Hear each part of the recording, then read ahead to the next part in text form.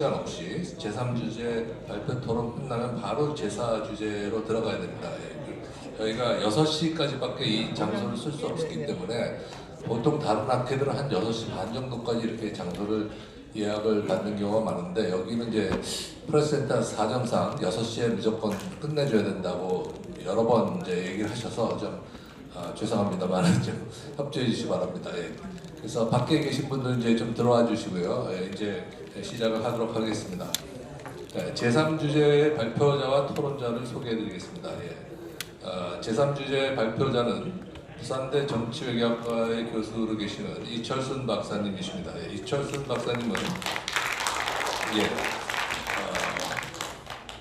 서울대학교 정치학과에서 박사학위를 받으시고 그리고 1950년대 한국사의 재조명이라고 하는 책을 비롯한 1950년대 연구를 굉장히 많이 하셨습니다. 예, 그리고 현재 21세기 정치학회 회장을 하고 계십니다. 예. 이제 토론자를 소개해드리겠습니다. 서희경 박사님이시고요. 서울대 한국정치연구소 연구원 여기 계십니다. 서희경 박사님은 대한민국 헌법의 탄생이라고 하는 아주 유명한 책을 쓰셨습니다. 2012년에 써서 상도 많이 받으시고 이화여대를 졸업하시고 서울대 정치학과에서 박사학위 받으셨습니다. 예, 그럼 두 분의 이제 발표와 토론을 듣도록 하겠습니다. 예, 그러면 마이크를 발표자에게 넘기겠습니다. 예, 이철순 박사님. 네, 부산대학교의 이철순입니다. 오늘 이렇게 귀한 자리에 초대해 주신 신철식 선생님께 깊이 감사를 드리고요. 저는 좀 파워포인트를 잘 또 못 만들고 그래서 준비를 못했고 마침 이렇게 주최 측에서 좋은 자료집을 만들어 주셨기 때문에 학교 수업 시간 하듯이 좀 이렇게 텍스트를 읽어가면서 할 테니까 눈들이 좀 아프시겠지만은 제가 페이지를 좀 지정하면 좀 따라 읽으시면서 봐주시면 감사하겠습니다. 사실 이제 오영석 선생님께서 저한테 이 주제를 주셨는데 상당히 좀 원망을 많이 했습니다. 왜냐하면 저 우남을 굉장히 존경하는 사람인데 50년대라는 거 아무래도 어두운 면이 있는데 이걸 어떻게 써야 되나 그러면서 정치학자로서 자유롭게 이제 해석을 해달라고 했는데 아까 이영일 의원님께 전 의원님께서 말씀하셨듯이 또 아까 홍우정 선생님도 그렇고 이제 50년대 그러면은 한 54년까지는 뭐 국부라는 말도 쓰고 그러다가 3.15 부정선거, 4.19 그러니까 일반인들 머릿속에는 이승만 정권, 독재 정권 절대로 옹호해서는 안 되는 거지. 우리는 자유민주 체제를 지켜야지 이렇게 돼 있단 말씀입니다. 근데 상식적으로 생각했을 때 대부분 독재자들은 아까 말씀하셨지만은 히틀러도 자결하고 아마 무솔리니도 그러고 아니면 뭐 차우세스크 뭐 인민들한테 맞아 죽고 그러는 게 되게 독재자의 말로인데 우남은 오늘 자리 4월 26일 날이죠. 몇십 년 전에 그때 걸어서 가시겠다고 그러다가 차를 타고서 이화정으로 무사히 가셨고 그 당시 이렇게 뭐 쓴 거 보면 할아버지 뭐 여생을 편히 사시라고 그랬고 그런 사람이 어떻게 독재자가 될 수 있나. 그 다음에 그분이 하와이에서 돌아가시고 1965년에 돌아오셨을 때 뭐 그 당시가 뭐 왕조 시대가 끝난 지가 얼마 안 돼서 그런지 모르지만 수많은 사람들이 몰려나와서 애도하는 그 물결을 볼 때 이런 사람들이 이런 분이 어떻게 독재자라고 우리가 부를 수 있나 이런 얘기 그런 생각을 많이 했고요. 제가 어느 자리에서 그렇게 저도 이제 어린 나이에 이제 하도 이제 그런 식으로 교육을 받았기 때문에 이렇게 발표를 하니까 4.19 세대 어떤 한 분이 뛰쳐나와서 하신 말씀이 그때 우리가 데모를 했던 거는 우남 자체가 묻는 것이 아니고 자유당, 강경파 그런 사람들에 대한 비판이 강했던 거다. 그리고 사실 보면은 4.19가 나서 바로 이승만 정권 물러나라 이런 슬로건은 나오지 않아요. 선거를 다시 하라고 합니다. 근데 4월 25일 날 교수단 데모가 나고 그 다음날 이제 하야를 하게 되는데 여기 김용삼 대기자님도 그런 뭐 글도 쓰시고 방송도 하셨지만은 그 4.15 교수단 데모라는 게 약간 그걸 우리가 분석할 필요가 있습니다. 방증적인 자료를 보면은 그분들이 자발적인 것도 있겠지만은 저도 보면은 정황적으로는 미국 대사관에 그게 저도 교수지만 목숨 걸고 해야 되는 거죠. 계엄령하에서. 근데 전화도 걸어보고 그러니까 오케이 해도 된다 이런 거. 그 다음에 군의 중립에 대해서도 그 당시 미국 그 대사관 사람들이 하는 얘기가 군에 대해서 중립을 지키라고 이제 그랬다. 그리고 그래서 그 올리버 같은 사람도 4.19는 미국이 이승만을 제거하려던 에버레디 작전, 제2의 에버레디다 이런 얘기가 나오는 것입니다. 그래서 뭐 4.19를 폄하할 필요는 전혀 없고 다 그런 건 있는데 미국의 어떤 그 대한 정책과도 깊은 관련이 있는 게 아닌가. 그래서 어쨌든 저의 문제의식은 이승만에 대해서 자꾸 독재하고 아까 홍무조 선생님께서도 이 독재 프레임 여기 갇혀 있는데 이거를 우리가 한번 생각을 해보자. 근데 제일 큰 문제가 되는 게 대부분의 이제 역사학자들은 보면은 이제 일국사로만 보거든요. 근데 비교사 관점, 서양하고도 비교를 해야 되는데 우리나라에서 한국사, 한국 현대사 하시는 분들은 그냥 한국사만 보시고 이승만 정권의 그거만 보고 어두운 경고만 다 이제 긁어모아서 쓰니까 그 자체는 틀린 얘기는 아닌데 그것만 보이는 거죠. 근데 정치학에서는 이제 비교 정치라는 게 있고 비교를 해야지 내가 누구인지 잘 알 수 있다는 거죠. 독재라 하더라도 얼마만큼 독재냐.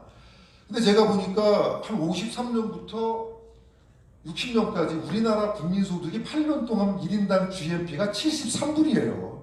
그 당시에. 그거 가지고서는 많은 정치학자들이 민주주의 하기 어렵다고 그러거든요. 근데도 제가 공부해 보니까 상당한 언론의 자유가 있었고 서울대학교 이종복 교수님도 그 당시에 객관적인 사회경제적 수준에 비해서는 높은 수준의 형식적 자유민주주의를 누리고 있었다. 이제 이렇게 얘기를 하고 있습니다.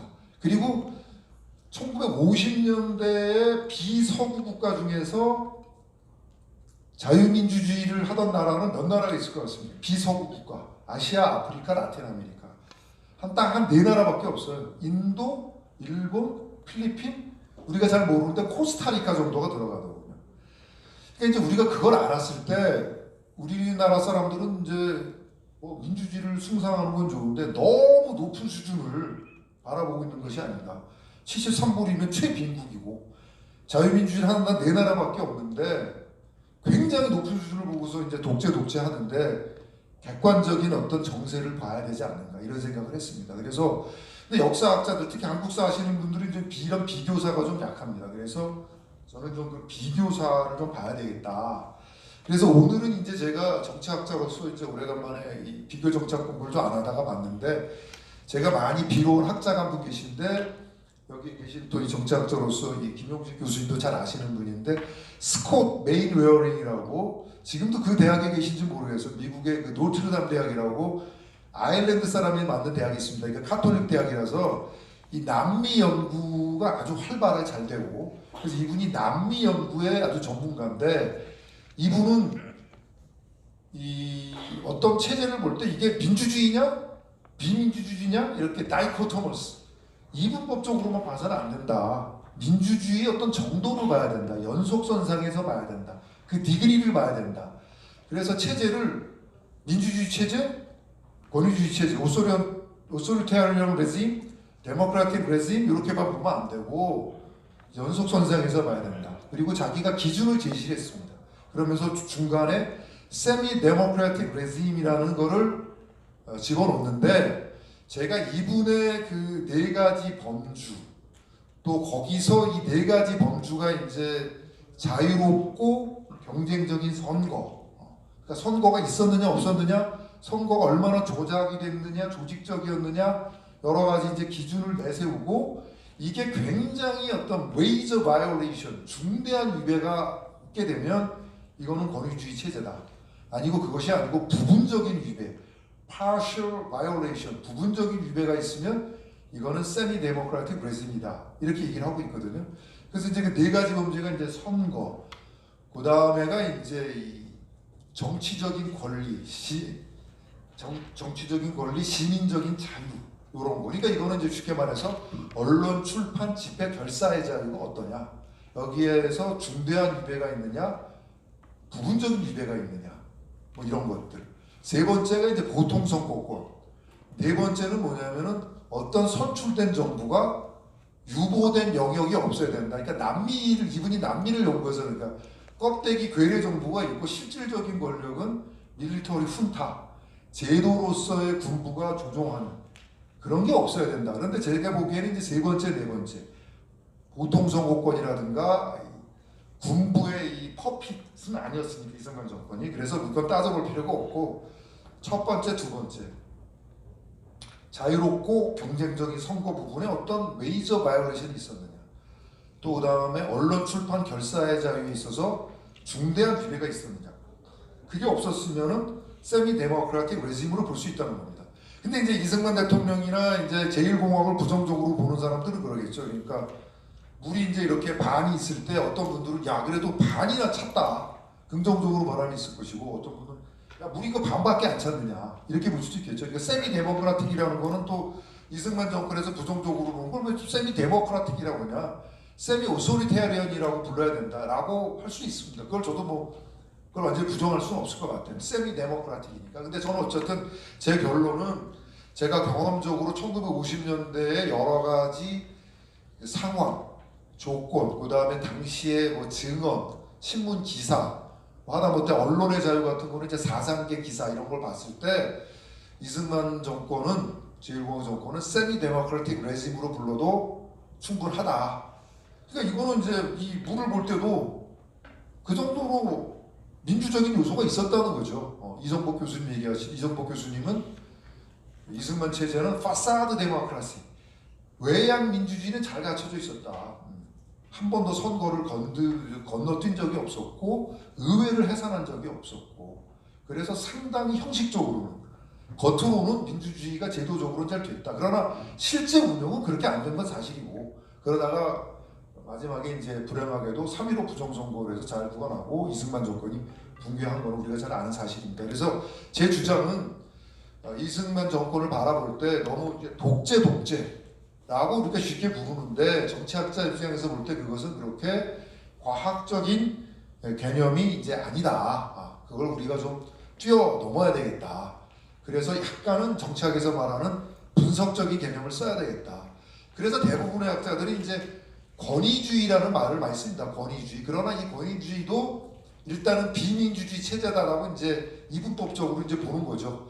근데 이제 한배우 교수님이라든 몇몇 교수님들은 권위주의인데 저 그렇게 부르기 뭐하니까 그래도 좀 자유로운 게 있었고 야당도 있었고 야당이 그래도 뭐 경쟁을 했으니까 그래서 이분들은 또 준경쟁적 권위주의다.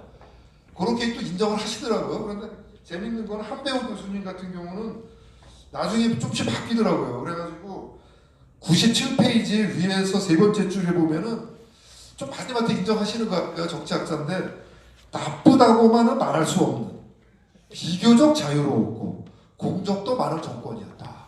근데 처음에는 안 그러졌어요. 근데 가만히 보니까 권위주의라는 표현을 쓰시는데 자꾸 조금씩 인정을 하는 것 같아요. 근데 제가 볼 때는 그 서울대학교 정치학과 이정복 교수님이 가장 객관적으로 보시는 것 같아요. 그래서 세미얼 파이나라는 분의 파사드 데모크라시, 뭐 쉬운 개념인데 겉으로는 이제 민주주의 제도적으로 잘 도입해서 했다.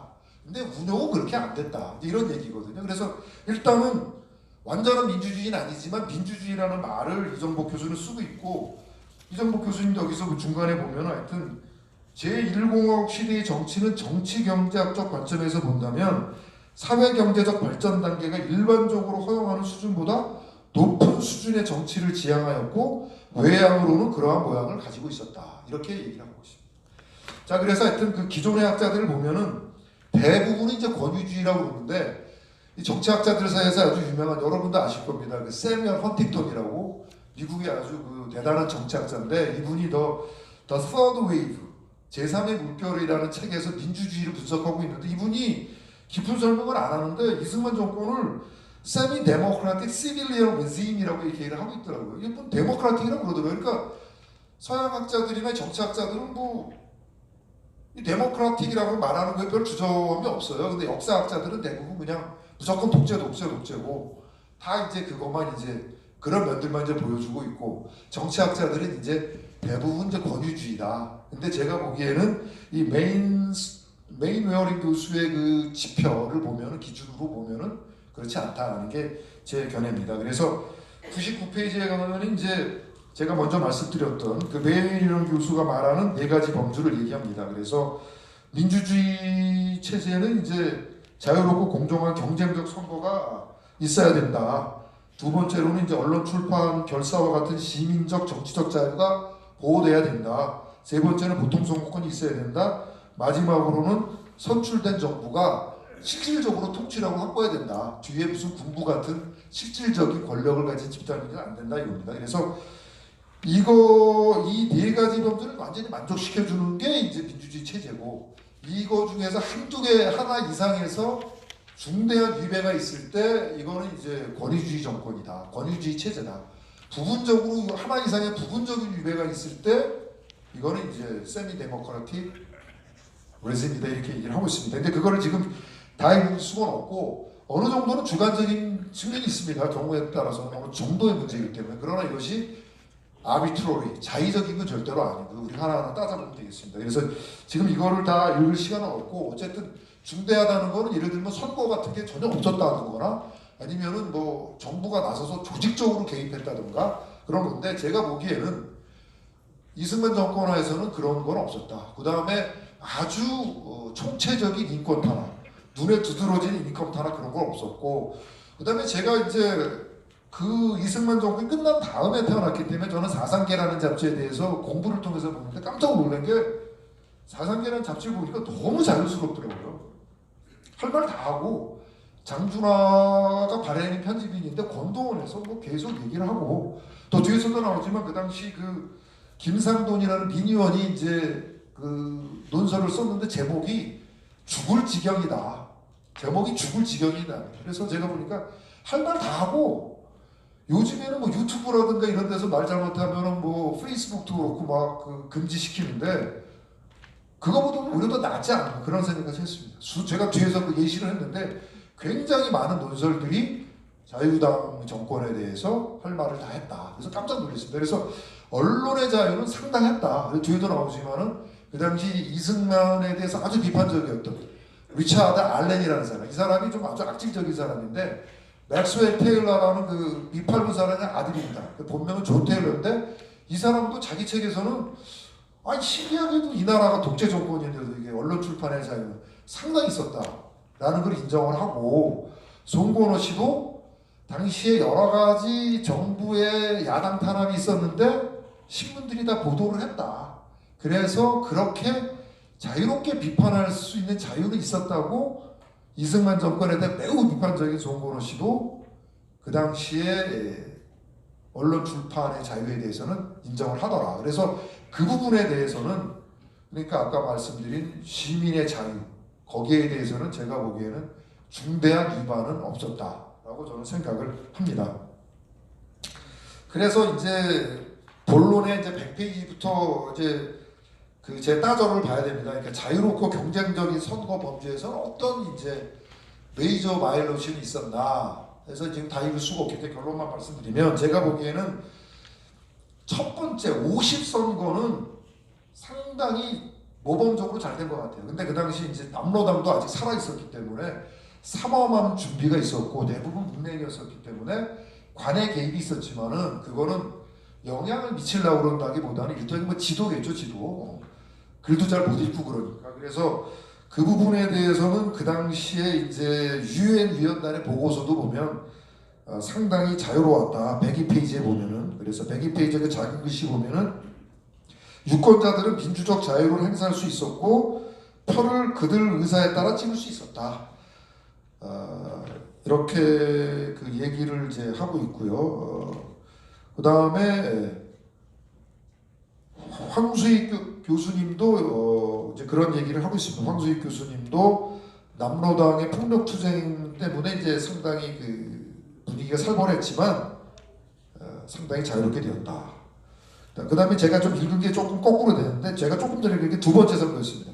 첫 번째 선거도 그렇게 얘기를 했었고, 두 번째 선거에서 읽었던 게 바로 그건데, 자유롭게 할 수 있었다. 그래서 두 번째 선거까지도 별 문제가 없었습니다. 그 다음 상당히 자유롭게 됐고 유엔에서 상당히 감시를 했었어요. 근데 이제 문제가 되는 게 이제 세 번째 선거, 제3대 선거, 제3대 총선.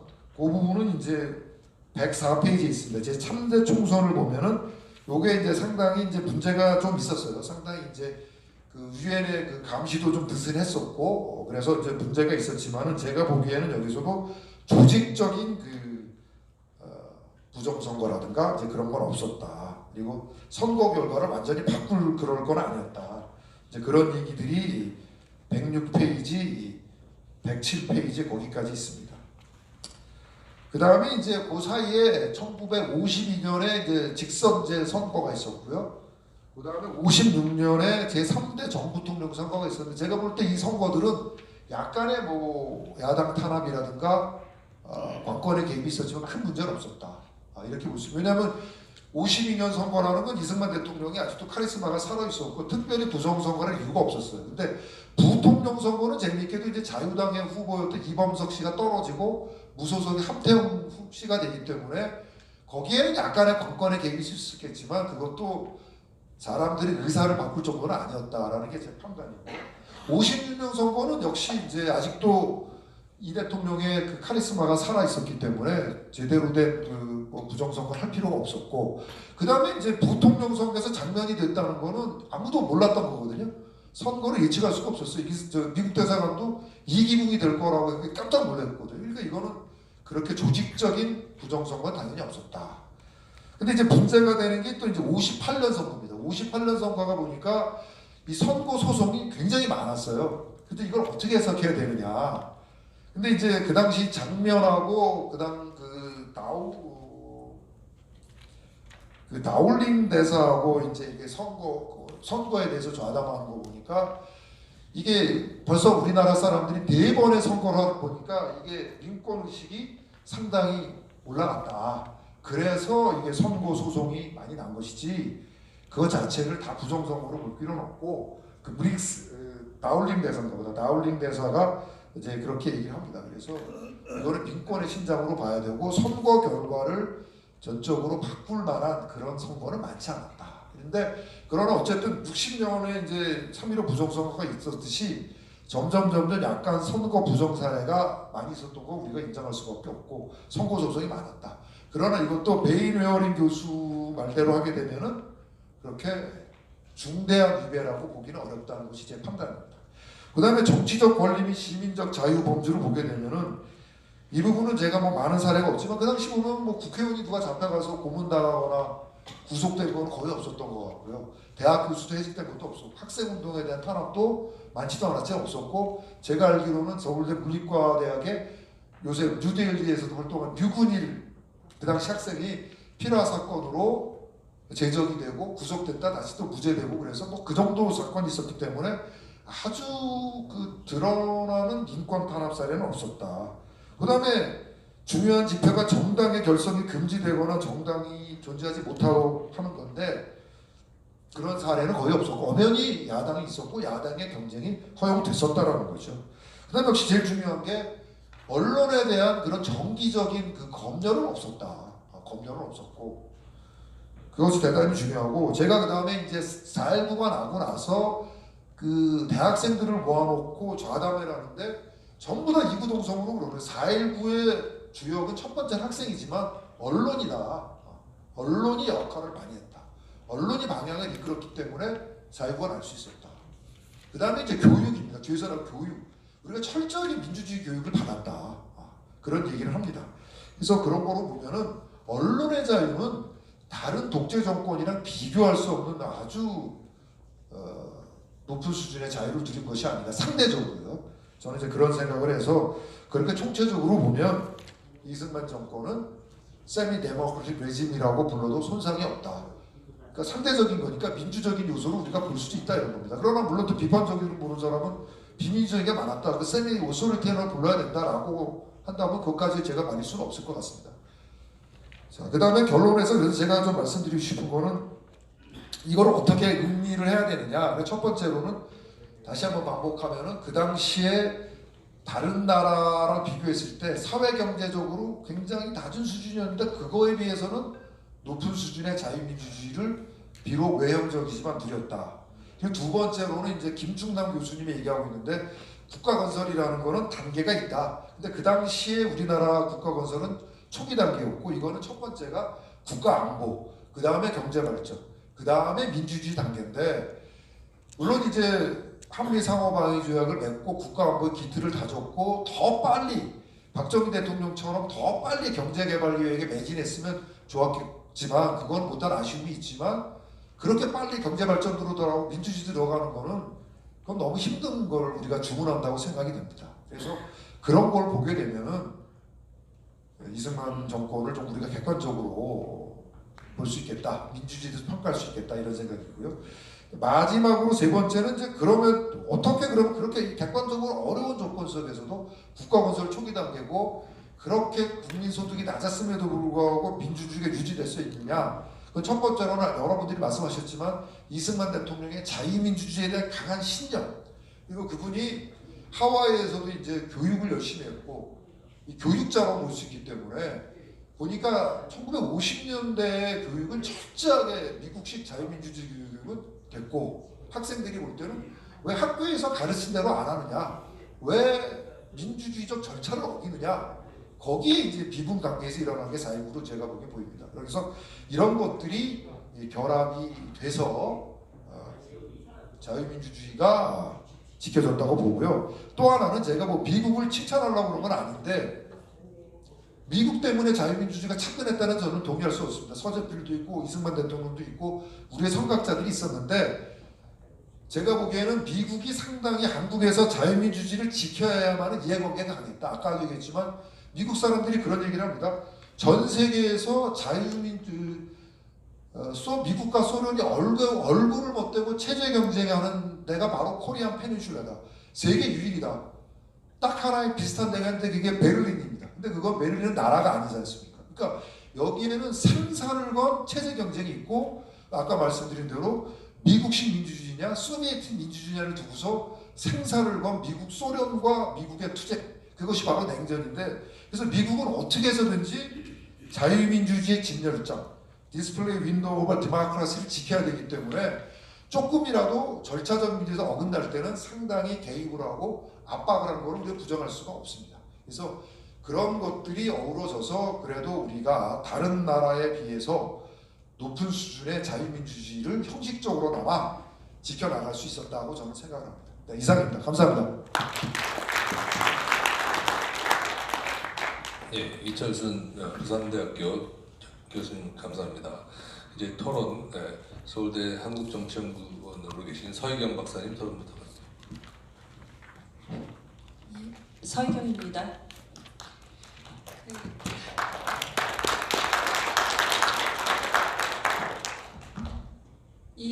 오늘 이철순 교수님이 발표한 이 연구는 자유민주주의 관점에서 이승만 정부를 살펴보고 평가하기 위해서 아주 매우 오늘 발표에서도 말씀하셨지만 매우 고심한 논문이라고 그렇게 제가 읽었습니다. 왜 그러냐면 이 민주주의 정치 체제에 대한 평가를 위해서는 오늘 발표에도 말씀하셨지만 어떤 표준적인 기준을 설정해야 하는데 앞선 대부분의 이 연구가 사실상 이런 기준 없이 진행된 연구가 많이 있습니다. 그런데 이 연구에서는 이제 메인웨어링의 이 3분법 기준에 착안을 해서 그렇게 이제 접근을 했다는 점이 굉장히 돋보인다고 생각이 듭니다. 특히나 이 분석을 어떤 특정 시점, 어떤 특정 시기에 국한하지 않고 연속적으로 접근을 해서 비교 평가하고 분석을 시도함으로써 상당한 객관성을 담보하고자 노력했다고 생각이 듭니다. 저는 한 3가지 점에서 질문을 제기하고자 하는데요. 오늘 뭐 이 장이 사실은 어쨌든 형식은 학술회의 형식이고 또 저는 이제 기본적으로 이철순 교수님 오늘 발표하신 거에 견해에 같이 합니다. 동의하지만 어떤 관점이나 시야를 좀 확장해보자는 차원에서 한 3가지 정도를 말씀을 드리려고 합니다. 첫 번째는 굉장히 흥미로운데요. 읽어보신 분들은 저로서는 그렇습니다. 이 부분적 위배와 중대한 위배에 대해서 이제 그런 개념을 가지고 분석을 하셨는데 이것은 매우 흥미로운 기준 설정입니다. 혹시 연상하실 수 있을지 모르는데 우리나라에서 이 중대한 법 위반 여부 이게 뭐냐 하면 대통령 탄핵을 할 때 기준이 중대하냐 중대하지 않느냐 그런 기준으로 사실상은 2번의 우리나라의 민주화 이후에 그런 케이스가 있었는데요. 어쨌든 제 질문이 뭐냐면 이승만 정부가 이 부분적으로 위배된 반민주주의 정치 체제였다고 이제 이철순 교수님은 그렇게 분석을 하셨는데, 그렇다면 왜 1960년 4.19가 발생해서 대통령이 하야하고 내각제 개헌을 해서 정권이 바뀌게 되었을까? 저는 이 점이 좀 해명이 돼야 되지 않을까 이런 생각을 해봤습니다. 제 생각에는 이 메인 웨어링이 규정한 요소들이 이 부분적 위배라는 걸로 이렇게 산재하다가 중대한 위배로 점차 전화되어서 폭발해서 그런 것이 아닌가. 그 구체적 사례가 3.15 부정선거가 아닌가. 즉 이승만 정부에서 자유민주주의 체제를 구축하였지만 점차 선거 부정이라는 중대한 위배가 발생하니까 4.19가 발발한 것이 아닌가, 그런 생각을 해봤습니다. 두 번째는 이 자유민주주의 정치 체제가 하나의 어떤 특정 시점에 고정된 정치 체제인가, 아니면 성장도 하고 아니면 때로는 쇠퇴하기도 하는 이렇게 생명력을 가지고 있는 그런 정치 체제인가에 대한 질문입니다. 자유민주주의 정치 체제의 가장 중요한 핵심은 정치 체제에서 어떤 중대한 위배가 발생할 경우에 이를 고쳐서 정치 체제를 자립적으로 갱신할 수 있는 어떤 이념들, 예를 들자면 오늘 발표에서도 말씀하셨던 절차적 민주주의를 요구하고 또 다시 그것을 확립하고 그런 이념을 갖고 또 이를 추동할 수 있는 국민, 학생, 언론도 좋습니다. 야당도 좋고요. 어떤 정치 세력의 힘이 아닌가. 저는 오히려 거기서 자유민주주의 정치체제의 이 본질을 봐야 되지 않을까, 그런 생각을 해봤습니다. 대표적인 예로 저는 1956년 아까 발표에도 말씀하셨는데 오히려 선거나 78년 12.12 총선이나 85년에 민주화를 가지고 한 2.12 총선이나 이러한 중대 선거들, 즉 이 자유선거의 중요성을 강조하고 싶고요. 이것이 가능하다면 일단 자유민주주의 체제의 기본 요건이 갖춰진 것이 아닌가, 그렇게 생각을 해봤습니다. 이승만 대통령이 앞서 많이 언급이 됐는데, 이승만 대통령의 하야도 사실상 이런 맥락에서 우리가 이해해 볼 수 있지 않을까, 그렇게 생각을 해봤고요.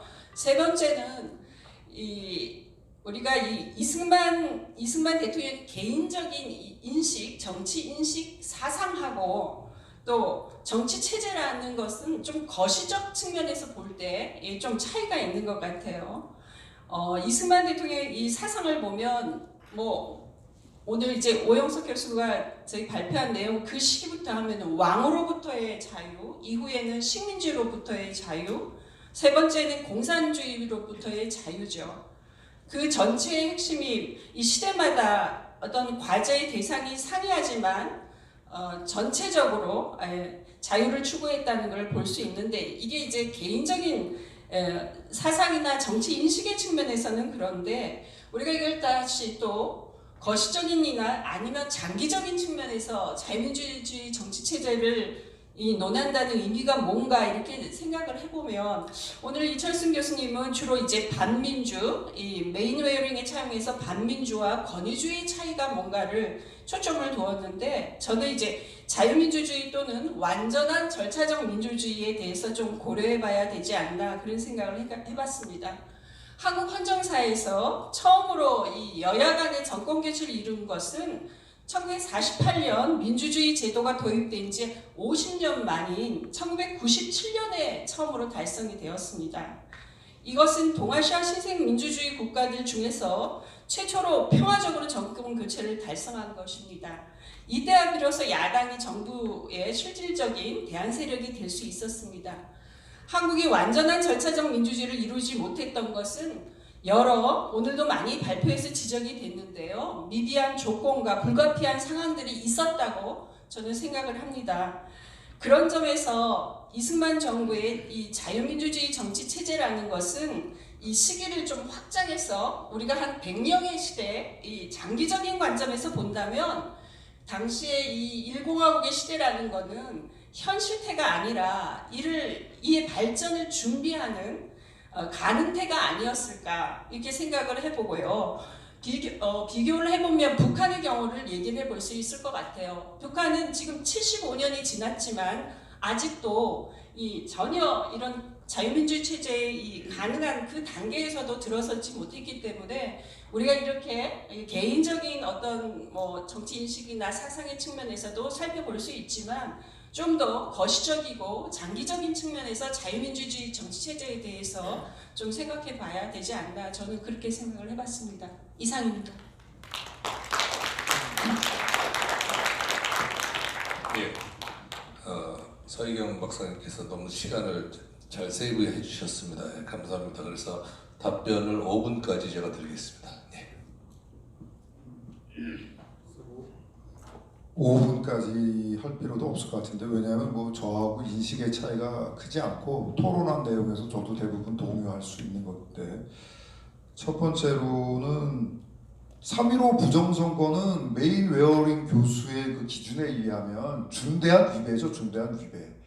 조직적이고 정보가 확실히 개입했기 때문에 하나 이상에서 그게 위배가 되면은 이제 권위주의 정권이라고 했으니까. 근데 저는 이제 그 전에서 이제 잘랐기 때문에 그런데, 만약에 4.19가 나지 않고 이런 조직적인 부정선거가 있었음에도 불구하고 정권 유지되고 계속 갔으면은 그건 완전한 권위주의 정권이죠. 근데 비교적, 물론 많은 분들이 희생을 당했지만은 비교적 큰 피를 흘리지 않고서 그래도 대통령이 이제 자진해서 국민이 원한다면 물러난다고 해서 어느 정도 수습이 됐으니까, 그게 어떻게 보면 이제 두 번째 말씀하신 어떤 그 자유민주주의 체제의 탄력성이라고 할까요? 거기서 더 가혹한 개입으로 와서 남미처럼 장기적인 그 제도로서의 군부가 개입하는 그런 정권이 안 만들어진 게 참 다행인지도 모르겠습니다. 그래서 이제 두 번째 말씀하신 거 보면은, 제가 이렇게 보면은 54년 제3대 총선부터 약간 이제 민심이 부정선거 사례도 나타나고 민심이 좀 이반하는 게 나오는데, 거기서 수습이 잘 안 되니까 56년 선거에서 장면이 부통령으로 당선되는 게 벌써 이제 민심의 이반을 좀 보여주는 거거든요. 거기서부터 이제 뭔가 절차적 정의가 어긋났다는 게 보여지는데, 거기서 좀 더 자정이 됐더라면은 이게 4.19도 아니라고 좋았을 텐데 그게 안 된 게 참 안타깝죠. 근데 이제 그거를 잘 이제 회복을 못한 거죠. 특히 그거는 뭐 이승만 대통령도 책임을 져야 되겠지만은 그때 되면 벌써 이제 경무대보다는 이승만 대통령보다는 자유당 강경파에 의해서 한국 정치가 좌지우지 됐었기 때문에, 그래서 아까도 보셨지만 58년 제4대 총선에서 더 많은 어떤 그 위반 사례가 나오고 3.15 부정선거가 나오게 되는 것이죠. 그래서 이게 어떻게 보면 정말 그 회복 탄력성이라고 할까요? 자유민주주의 체제, 그게 상당히 중요한 것 같고, 그래도 우리는 어떻게 해서든 그걸 잘 지켜나왔다고 봅니다. 아슬아슬하지만은요. 그 다음에 세 번째로는 이승만 정부의 자유민주주의 체제는 현실태가 아니라 이의 발전을 준비하는 가능태가 아니었을까. 전적으로 동의합니다. 그러니까 근데 만약에 이승만 대통령이 아니라 다른 지도자가 중국에서 교육을 받았거나 소련에서 교육을 받았거나 자유민주주의의 개념에 대해서 잘 모른다거나 이랬다면 우리나라는 이렇게 현재 우리는 자유민주주의를 못 누렸을 거라고 생각합니다. 근데 이분이 배제학당을 다니고 자기 책에서도 나는 배제학당에 영어를 배우러 갔는데 그거보다 더 중요한 미국의 민주주의를 배웠다. 눈이 확 띄었고 미국식 민주주의를 가장 선미한 제도라고 그랬고, 그 다음에 그의 측근이 올리버도 이승만은 제퍼슨이 숭상하는 민주주의를 지지하는 사람이다. 근데 제퍼슨이라는 게 미국의 파운딩 파더고 이건 리미티드 가버먼트, 작은 정부고 개인의 자유를 존중하는 정부이기 때문에 철저한 이분은 자유민주자였죠. 그 다음에 아까도 여러 번 나왔지만 정말 명연설이라 교과서에 이런 게 신뢰된다고 생각하는데 48년 8월 15일 날 건국기념사 거기 보면 정확하게 개인에 대해서 한 세 가지를 얘기했어요.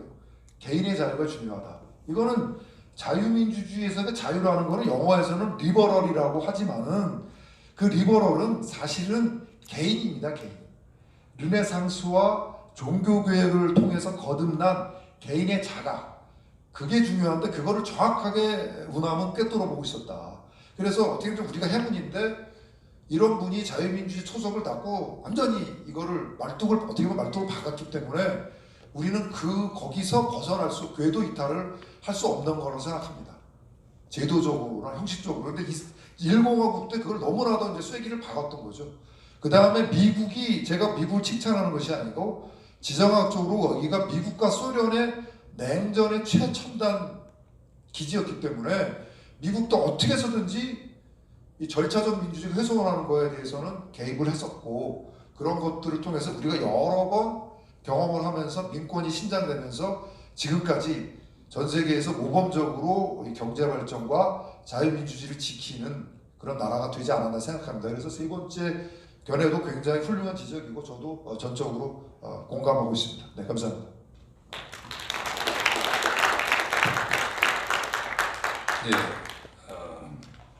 제3주제 자유민주주의 관점에서 본 이승만 정권, 이철순 부산대 교수님의 발표와 서울대학교 서희경 박사님의 토론이 있었습니다. 저도 이제 정치학자이기 때문에 한 가지만 좀 추가로 좀 말씀을 드리면은, 이 이승만 정권은 이제 보통 제1공화정이라고 할 수가 있죠. 제1공화정의 이제 시기는 1948년부터 1960년까지 12년의 시기입니다. 이 시기는 사실은 여러분 잘 아시겠지만 6.25 한국전쟁이 발발했던 시기죠. 그 6.25 한국전쟁이 3년 넘어가는 아주 굉장히 긴 전쟁입니다. 그죠?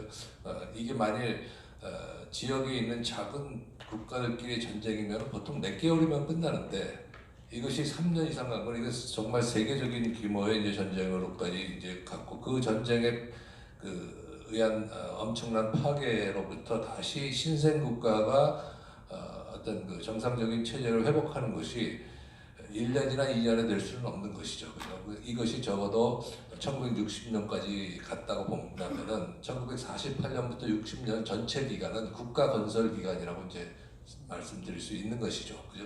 이런 국가 건설기라고 하는 특수성 때문에 그 시기에 자유민주주의를 그야말로 선진국들이 하는 것과 같은 방식으로 운영할 수는 없는 여러 가지 형편이 있었습니다. 그래서 그것을 이제 여러 가지 측면에서 우리가 이제 분석을 해볼 수가 있습니다. 그래서 특히 법률 하시는, 헌법 하시는 분들은 헌법을 가지고 이제 분석을 하시는지, 또 이제 정치학에서는 특히 이제 선거를 중시하기 때문에 오늘 이철순 박사님도 주로 이제 선거를 많이 이제 검토를 하셨습니다. 그래서 주기적으로 치러지는 이 선거들에 얼마나 체계적인 부정이 있었느냐, 이것은 정치학자로서 굉장히 정말 공정하게 살펴보려고 하셨습니다. 그래서 58년 선거까지는 선거 자체가 큰 부정선거는 아니었다, 그 말씀하신 것이고, 이제 서희경 박사님은 이제 4.19가 치러진 3.15 부정선거는 이게 심각한 거 아니냐, 이런 아주 날카로운 질문을 하시고, 거기에 대해서는 이제 그건 맞다, 그것은 굉장히 심각한 위배 사항이다. 그래서 1960년에 가서는 이제 자유민주주의에 심각한 아주 소위 말하는 그 경고등이 들어왔고, 그것이 4.19로 이제 기결된 것을 또 인정한다는 토론을 하셨습니다. 그래서 대체적으로 두 분이서 중요한 것을 지적하신 것 같습니다. 이외에도 이승만 정부 시기에 아무튼 선거, 헌법, 뭐 사회, 또 지도자, 정치 엘리트, 다양한 분석을 정치학자들이 하고 있는데요. 그것을 이제 책으로 낸 책들이 있고, 이철순 박사님이 그 책의 저자 중에 한 분이십니다. 이 정도로 하고 오늘 제2세션은 마치도록 하겠습니다. 제3세션 감사합니다. 지금 이제 14분입니다. 그럼 1분 정도 쉬겠습니다. 그 사이에 제4주제 발표자와 토론자께서 착석해 주시기 바랍니다.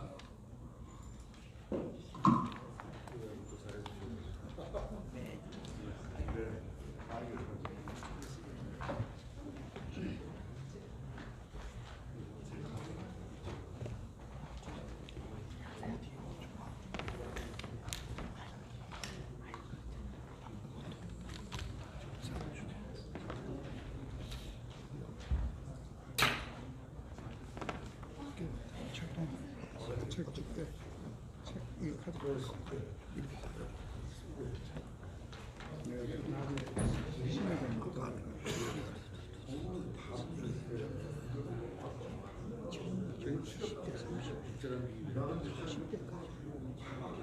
현대사에 저는 교육이 12, 12, 3에서 지금 시간짜리 엄청 좋은데 내용이 12, 12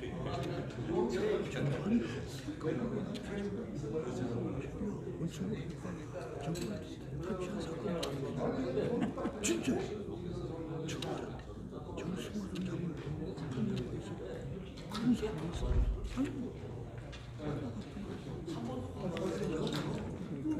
그 얘기를 좀 해달라 했더니 그 얘기가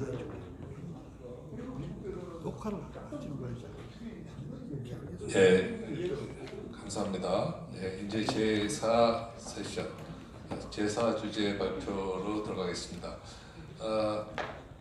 지금 뭐 대한민국이 워낙 고속 산업화, 고속 민주화 하는 나라라서 이 학술 회의도 굉장히 고속으로 이게 진행됩니다. 사실은 저는 이게 2배 발표한다고 봐요. 선진국 같은 경우에는 이 정도 페이퍼는 오전 오후로 나눠가지고 하루 종일 써야 되는 양인데 이거를 절반으로 막 시간을 제한하면서 하라고 그러니까 사회부는 저도 사실 민망하게 그지없습니다.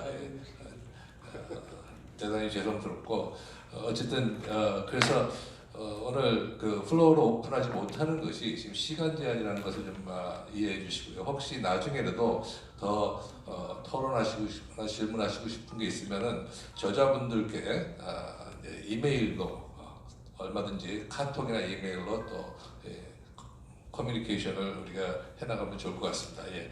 발표자를 소개해드리겠습니다. 김용삼 펜앤마이크 대기자님을 소개해드리겠습니다. 김용삼 기자님은 조선일보 기자를 20년 동안 하시고 또 연세대학교 이승만 연구원에서 개관 연구를 하시고 여러 저술 활동 아주 활발하게 하셨습니다. 대표적인 것이 이승만의 네이션 빌딩이라고 하는 책을 2014년에 출판하셨습니다. 예, 김용삼 기자님을 소개합니다. 예, 감사합니다.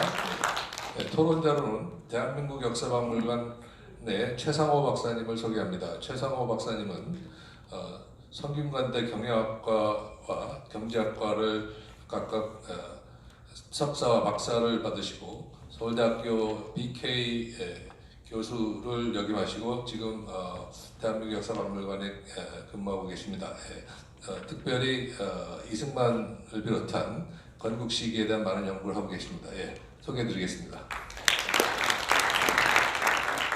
예, 감사합니다. 예, 그리고 이제 이 주제가 마지막 주제이기 때문에 제가 두 분에게 이제 부탁을 드렸습니다. 오늘 맡으신 이 논문에 대한 발표뿐만 아니라 종합 토론의 성격을 조금 집어넣어서 발표와 토론에 좀 반영을 해달라고 이제 부탁을 드렸습니다. 왜냐하면 원래는 종합 세션이 또 있어야 되거든요. 예. 그래서 종합 세션에서 적어도 30분 이상 오늘 1, 2, 3, 4 세션을 종합하는 그게 있어야 되는데 시간 배분이 이제 그렇게 안 돼서 너무도 안타깝습니다. 그래서 일단 발표를 조금 좀 운영의 묘를 살려가지고 발표해 주시면 감사하겠습니다. 예.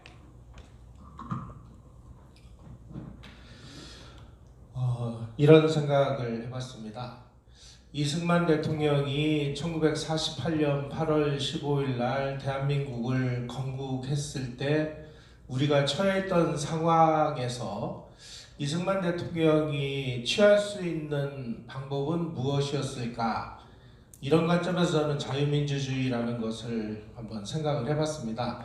앞에 발제자분들께서 자유민주주의에 대한 개념이라든지 그 다음에 이제 1공화국에서 자유민주주의가 어느 정도로 작동이 됐는지 하는 부분들을 말씀을 드렸다면 저는 이 자유민주주의가 가능케 하기 위해서는 어떤 것들이 필요했을까 하는 관점에서 이 발제를 생각하게 됐습니다. 자, 그렇다면 이승만 대통령이 건국을 했을 때 한 사흘쯤 굶었어요. 제가 저에게 너 지금 밥을 먹을래? 투표권을 가질래? 이 둘 중에 하나를 선택해라. 그런다면 한 사흘쯤 굶은 국민들은 뭐를 선택했을까? 아마 이게 이승만 대통령이 건국을 할 때 처했던 상황이 아닌가 하는 생각이 들어요. 자, 그렇다면은 이 두 가지를 한꺼번에 다 줄 수 있으면은 굉장히 행복한 대통령이 됐을 텐데 사정은 그렇지를 못했다는 것이죠. 우리가 일본의 통치를 받은 게 35년 몇 개월이라고 하는데 사실 통감부 통치까지를 합치면 약 40년 정도 되는 걸로 그렇게 보고 있습니다. 그 40년 일본 사람들이 통치를 하던 그 통치 구조가 통째로 완전히 붕괴가 되고, 그리고 이 한반도의 상황에 대해서 전혀 인식 체계를 가지지 못한 미군정이 실시되면서 모든 시스템이 일본식에서 미국식으로 바뀌는 데다가 3년 동안 우리 국민들은 분명히 일본 사람들이 밀려가고 해방은 됐는데 우리가 그 나라를 아직 세우지 못했으니까 독립은 못 돼 있는 상황이고, 그런 상황에서 3년을 그야말로 표류를 하다가 간신히 이제 38선 이남 지역에서만 대한민국을 만들었고, 그리고 원래 한반도라는 것은 남북으로 다 연결이 돼야 겨우 어떤 경제나 산업 상황이 작동되도록 이렇게 시스템이 짜여져 있는 상황에서 갑자기 분단이 돼서 완전히 혼란이 빠져서 북쪽에서 공급되던 전기도 끊어져, 그 다음에 비료도 끊어져, 모든 그 중공업 시설은 거의 대부분이 북한에 처해 있는 이런 상황에서 이승만 대통령이 나라를 이제 통치를 시작을 했습니다. 자, 지금 이승만 대통령은 국민들에게 자유민주주의를 하겠다고 분명히 약속을 하고 개인의 자유를 헌법으로 보장한 나라를 만들겠다고 그렇게 선언을 하셨으니까 열심히 노력을 했는데, 그러한 시스템이 정상 작동을 해서 실질적으로 국민들이 그것을 느끼려면 일단 살아야죠. 먹어야 투표도 할 수 있는 거 아니겠습니까? 제가 그 책을 보다 보니까 6.25 때 아주 그 마거릿 히긴스라고 유명한 그 여성 종군 기자가 있었습니다. 이분이 그 한국전을 그 본인이 직접 그 취재를 하면서 자유를 위한 희생이라는 그런 책을 썼습니다. 이 마거릿 히긴스 기자는 저도 언론계에 그 종사했던 기자 입장에서 정말 존경하는 그런 기자이기도 하고, 그리고 그분이 6.25 때 낙동강 방어선 전투를 취재를 하면서 막 이 미군들 그 부상당한 그 미군들 당장 수혈할 수 있는 그 혈액이 모자라니까 자기 피를 뽑아서 부상병들에게 주면서 취재를 했던 아주 위대한 그 종군 기자인데, 이분이 여성으로서 최초로 퓰리처상까지 수상을 한 그 기자가 한국전을 체험하고 쓴 내용 중에 이런 게 있습니다. 아니, 지금 인민이 굶어 죽는 곳에서 민주주의가 제대로 작동이 되겠느냐. 기아는 절망을 낳고 절망은 폭력을 낳고 폭력은 경찰 국가를 낳는다. 그렇다면 자유민주주의가 제대로 정상 작동하려면 뭘 어떻게 해야 되느냐. 국민들에게 밥을 먹여야 되는데, 일단 밥을 먹이기 위해서 이승만 대통령이 선택한 방법은 광업이었습니다. 저 태백산 지역에 그 묻혀있는 이 철광석과 석탄과 중석 이런 걸 캐가지고 이걸 해외에다가 수출해서 돈을 벌어가지고 우리가 당장 급한 식량을 사오고 원료를 사오자. 그러려고 보니까 태백 그 산 탄전 지역에 뭔가를 캐내서 운반을 하려면은 철도가 있어야 되는데 그 지역까지 철도가 놓여지지 않은 거예요.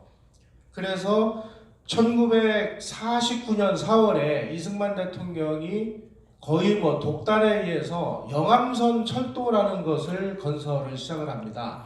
영암선 철도는 그 당시에 일본 사람들이 중앙선 철도를 놨습니다. 중앙선이 그 지나가는 그 영주에서부터 태백 탄전 지역인 철암까지를 연결하는 영암선 철도를 건설을 해서 거기에서 지하 자원을 캐서 일단 배고픈 국민들을 먹일 수 있는 식량을 사오자. 이 아이디어를 내놨을 때 상당히 많은 사람들이 반대를 했습니다. 아니 지금 뭐 그 국민들을 좀 먹고 살기도 바쁜데 아니 철도를 놓다니 이게 말이나 됩니까? 더군다나 이 태백 그 험산 줄령을 뚫고 철도를 넣는다는 것은 그 당시에 우리 그 기술이라든지 산업 수준을 볼 때 이거 쉬운 일이 아니었습니다. 그럼에도 불구하고 이승만 대통령은 그러한 선택을 해서 영암선 철도를 건설을 했는데 그리고 1년 후에 6.25가 나서 중단이 됐다가 1955년 12월 31일 날 영암선 철도가 완공이 됩니다. 그래서 태백 탄전 지역에서 그 생산된 이 석탄과 지하자원을 수도권으로 연결을 하는 이 교통수단이 완성이 됨으로 인해서 그때서부터 우리의 기초 산업들이 그 정상 가동하기 시작을 했고 그때 이 영암선 철도가 놓여져 있었기에 박정희 대통령 시절에 국가재건체의에서 최고회의에서 태백산 종합개발 사업이라는 걸 시작을 하는데 박정희 정부가 태백산 종합개발 사업을 할 수 있었던 결정적인 원동력은 이승만 대통령 시절에 이 그 어려운 과정에서 건설한 영암선 철도 덕분이었다는 사실을 우리는 좀 이해를 해야 될 것 같습니다. 다시 말씀드리면 박정희 대통령 시대에 산업화 근대화가 이루어졌다고 이렇게들 우리는 이야기를 합니다만은 박정희 시대에 그런 산업화와 근대화 이런 것들이 고속으로 진행될 수 있었던 모든 요인들은 바로 이승만 대통령 정부에서 그 토대가 만들어졌다는 사실을 우리가 받아들여야 될 것 같습니다. 이렇게 우리가 이승만 시대와 박정희 시대를 연결지어서 보는 어떤 연결고리적 관점에서 봐야 우리의 모든 이 근대화 산업화에 대한 그런 의문이 풀리게 됩니다. 그 다음으로 이승만 대통령이 착안한 것은 지금 그 축적된 민족 자본이 거의 없는데 그 모든 자본들은 거의 대부분 농지에 묶여 있었습니다. 그런데 그 남한 지역의 거의 대부분의 농지는 대부분이 그 농사를 짓지 않는 지주들이 가지고 있고 실제 농사는 그 땅을 빌려서 소작을 하는 사람들이 농사를 짓다 보니까 뭐 땅을 빌려서 농사 짓는 대가로 소작료를 그 지주들에게 제공을 하는데 소작료의 비율이 적게는 50%에서 많게는 70%까지였다고 통계가 나와 있습니다. 다시 말씀드리면 소작인들은 1년간 뼈 빠지게 농사를 져서 그 생산량의 50% 내지 70%를 땅을 빌리는 대가로 지주들에게 주문하면 소작인들은 정말 그 먹고 살기도 어려운 이런 일이 벌어져서 봄이 되면 뭐 전량농가, 그러니까 식량이 떨어진 거죠. 그리고 뭐 초근 목피 뭐 이런 일들이 벌어지고 그래서 참 뭐 비참하기 이를 데 없는 이런 상황이 계속 반복되는 이런 상황을 끌어내기 위해서는 결국은 농지는 땅은 농사를 짓는 사람에게 돌려주는 것이 이게 맞는 것 같다. 그래서 이제 농지개혁을 시작했는데 농지개혁에서 우리가 중요하게 봐야 될 부분은 북한은 그냥 지주 땅을 그 강제로 뺏어서 공짜로 나눠준다고 그렇게 나눠줬습니다. 하지만 대한민국은 그냥 뺏은 게 아니라 정부가 돈을 주고 수용을 했습니다. 정부가 이제 그 줄 돈이 없으니까 몇 월 며칠까지 지주 누구에게 이 땅 대금을 이자까지 합쳐서 몇 월 며칠까지 이 돈을 갚겠노라라고 하는 지가증권이라는 걸 주고 토지를 수용을 해서 그 토지를 농민들에게 나눠주는 농지개혁을 수행을 했습니다. 이렇게 해서 많은 사람들이 농민들이 대단히 유리한 그 조건으로 이 토지를 그 취득을 해서 일종의 이제 이 농민들이 자기 땅을 가지게 됨으로 인해서 이때서부터 누구나 열심히 자기만 노력을 하면 당대의 신분 상승이 가능한 이런 나라를 만들었습니다. 바로 이 부분에서 대한민국은 우리도 열심히 지금부터 노력하면 뭔가를 이룰 수 있다라고 하는 캔두 스피릿이 바로 이 농지개혁에서부터 시작이 됐다. 지금까지 수백 년 이 지주소작으로 이루어졌던 부자와 빈자 간의 갈등을 일거에 다 불식시키고 전 국민이 다 동일선상에서 출발할 수 있는 이런 구조를 만들어냄으로 인해서 누구나 다 열심히 노력하면 땀 흘려 노력하는 사람이 더 많은 혜택을 받는, 그야말로 이 시장경제의 원리가 작동하는 그런 사회로 돌입하게 됐습니다. 그 이후에 이승만 대통령은 우리 사회 곳곳에서 반드시 필요한 이런 일들을 수행을 해내기 시작했는데, 그 중에서 이제 가장 중요한 부분으로는 교육을 우리가 들 수 있을 것 같습니다. 사실 이승만 그 대통령이 되시기 전에 하와이에서 그 정착을 하셨을 때 두 가지 관점에서 우리가 이승만 대통령의 미국 생활을 들여다볼 필요가 있습니다. 뭐 외교 독립을 하신 거는 다 알고 계실 테고, 첫 번째로는 이 교회를 개척을 해서 교회를 통한 이 교민들 이 정신교육을 강화를 했고요. 두 번째로는 학교를 져서 우리의 자라나는 그 어린 그 학생들을 중산층, 그야말로 교육받은 시민으로 만들어내는 교육자의 면모를 보였습니다. 이분이 대통령이 되고 나서 제일 먼저 한 일은 자유민주주의를 정상 작동하기 위해서는 뭔가 신문이라도 읽어야 되는데, 그 당시 그 로버트 올리버가 쓴 그 기록에 의하면은 해방 무렵에 한국의 문맹률이 78% 정도로 나와 있습니다.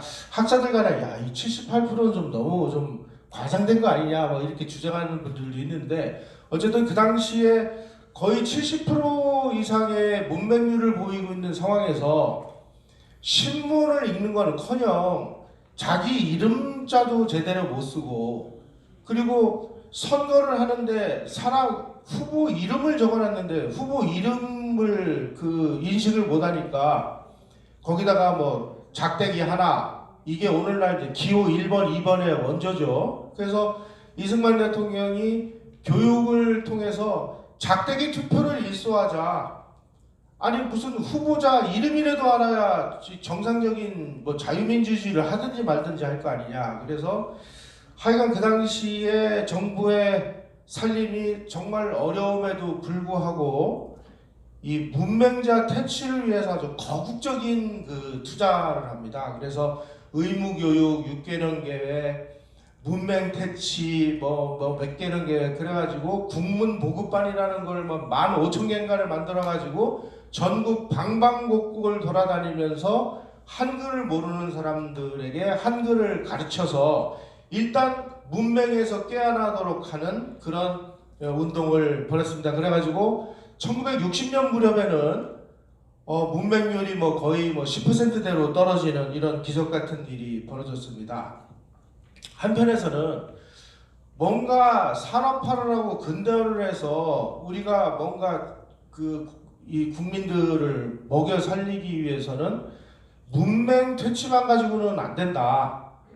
뭔가 우리도 근대화라고 산업화를 하려면은 아주 고급 인재가 필요한데, 그 당시에 우리가 고급 인재를 양성할 수 있는 이 고등교육기관들이 상당히 부족했기 때문에 우선 급한 대로 정부에서 뭔가 이 예산이 생기기만 하면 국비유학생을 뽑아가지고 해외로 유학을 보내서 우수 인재를 양성하기 시작을 했습니다.